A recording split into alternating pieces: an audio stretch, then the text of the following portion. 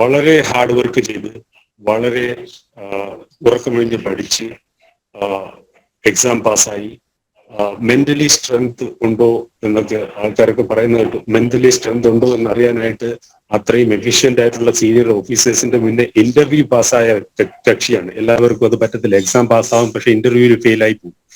എന്റെ അനിയത്തി അത്രയും പ്രിപ്പയർ ചെയ്ത് ഇന്റർവ്യൂ പാസ്സായി ഈ ജോലിയിൽ കയറി. 9 വർഷം അവർക്ക് എക്സ്പീരിയൻസ് ഉണ്ട് ഈ ഫീൽഡിൽ.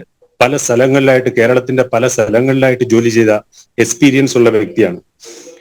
അവിടെ എങ്ങും ഇല്ലാത്ത ഈ പ്രശ്നം ഇവിടെ വന്നിട്ട് അവൾക്ക് ഫേസ് ചെയ്യേണ്ടി വന്നു. ഇത് അവള് ഇത്രയും ഇമ്പാക്റ്റ് ആയിട്ട് അവളുടെ മനസ്സിലത് എഫക്റ്റ് ആയി. അതുകൊണ്ടാണ് ഇന്നത്തെ ഈ അവസ്ഥ എനിക്ക് വന്നത്. ഇതിന് എഗൻസ്റ്റ് ആയിട്ട് ഞാൻ ഒരു നേരാമെണ്ണമായ ഒരു അന്വേഷണവും അതിന്റെ ഒരു റിസൾട്ടും ഞാൻ പ്രതീക്ഷിക്കുന്നു. പക്ഷെ ഈ ഇന്റർവ്യൂ കണ്ടതിന് ശേഷം എനിക്ക് ഇതിനൊന്നും ഈ എഫേർട്ടിനും ഈ ഒരു വർക്കിനും ഒന്നും ഒരു കഠിനാധ്വാനത്തിനും ഒരു വിലയില്ലാതെ വളച്ചൊടിക്കുന്ന രീതിയിലാണ് എനിക്ക് തോന്നുന്നത്. ഇത് കാണുമ്പോൾ തന്നെ എനിക്ക് വിഷമം തോന്നി. അധികം ഒന്നും പറയാനുള്ള ഒരു മാനസികാവസ്ഥയിലല്ല ഞാൻ. നിങ്ങളത് മനസ്സിലാക്കുമെന്ന് കരുതുന്നു. എന്റെ അനിയത്തിയുടെ കൂടെ ചിലപ്പോഴൊക്കെ ഞാൻ സംസാരിക്കാറുണ്ട്. ഒഫീഷ്യലായിട്ടോ കാര്യങ്ങളൊന്നും അവളോട് അധികം സംസാരിക്കാൻ പറ്റില്ല. അതിനുള്ള നോളജും എനിക്കില്ല. അമ്മയിൽ നിന്ന് മാത്രമാണ് ഞാൻ സംസാരിച്ച് കാര്യങ്ങൾ മനസ്സിലാക്കുന്നത്. അമ്മയിൽ നിന്ന് എനിക്ക് ഒരേ ഒരു വേർഡ് മാത്രമേ എനിക്ക് മനസ്സിലാക്കാൻ കഴിഞ്ഞുള്ളൂ. വർക്ക് പ്രഷർ ഈ സ്ഥലത്ത് വന്നിട്ട് മാനസികമായ ഒരു കോർണറിങ്, മാനസികമായ ടോർച്ചറിങ് എന്റെ അനിയത്തിക്ക് വളരെ കൂടുതലായിട്ട് ലഭിച്ചു.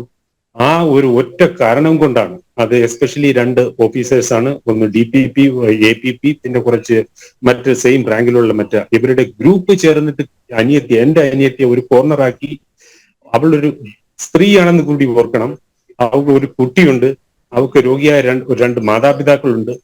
ഇതെല്ലാം മാനസികമായി ഇതെല്ലാം സ്ട്രെങ്ത് ഉള്ള ഈ ഒരു എന്റെ അനിയത്തി ഈ ഒരു സ്റ്റെപ്പ് എടുക്കണമെങ്കിൽ അവരെന്തുമാത്രം അവരെ ടോർച്ചർ ചെയ്തു എന്ന് മനസ്സിലാക്കുക. ഈ ഒരു സ്റ്റെപ്പ് ഒരു സ്ത്രീ ഇത്രയും എക്സ്ട്രീം ആയിട്ടുള്ള സ്റ്റെപ്പ് ഒരു സ്ത്രീ എടുക്കുക എന്ന് ഉണ്ടെങ്കിൽ അത് എന്തുമാത്രം മാനസികമായ പീഡനമാ എന്റെ അനിയത്തി സഹിച്ചു എന്ന് നിങ്ങൾ മനസ്സിലാക്കുക. അവർക്ക് നീതി കൊടുക്കുക. ദയവായി ഇതിനെ വളച്ചൊടിക്കാതെ, ഇതിനെ മറ്റൊരു തരത്തിൽ കൊണ്ടുപോവുകയോ രാഷ്ട്രീയ തരത്തിൽ കൊണ്ടുപോവുകയോ ഒന്നും ചെയ്യാതെ ഇതൊരു പേഴ്സണൽ ആയിട്ടുള്ള ഇഷ്യൂ ആയിട്ടാണ് എനിക്ക് തോന്നുന്നത്. ഇതിന് ശരിയായ ഒരു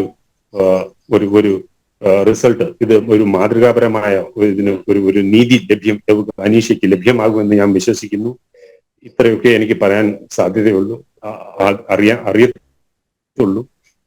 എന്റെ മനസ്സ് തട്ടി ഞാൻ പറയുകയാണ്. അനിയത്തിയുടെ വിയോഗത്തിൽ എനിക്ക് അതിയായ വിഷമമുണ്ട്.